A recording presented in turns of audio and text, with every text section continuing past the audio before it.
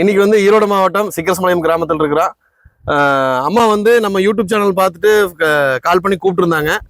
G9 வாழை நடவு பண்ணியிருக்காங்க. இந்த வாழையில் என்னென்ன பிரச்சனை இருந்துச்சு, இப்போ டாக் சாயில் கொடுத்து ஒரு 7 நாள் ஆச்சு. 6 நாள் முடிவடைந்து 7வது நாள் இன்னைக்கு.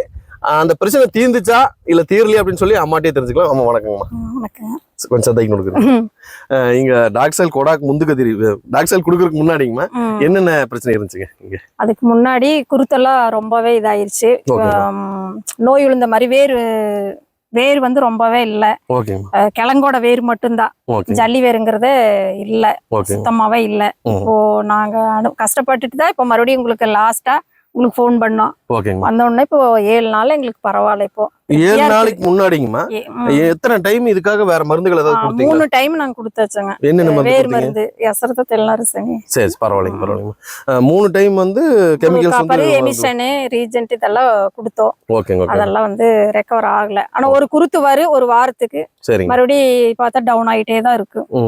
நோய் பாதிப்பு வந்த வாழை தவறங்கம்மா மத்த வாழைகளுமே எப்படி இருந்ததுங்க? மத்த வாழையும் கொஞ்சம் சோம்பலா இருந்ததுங்க அதுக்கு ஊத்துறதுக்கு முன்னாடி. ஆனா இப்போ பரவாயில்ல, நல்லா இருக்கு. நாம வந்துங்கம்மா அந்த அன்னைக்கு வந்து ஒரு 4-5 வாழை அந்த நோய் பாதிப்படைஞ்ச வாழை வந்து எடுத்து பார்த்தங்க.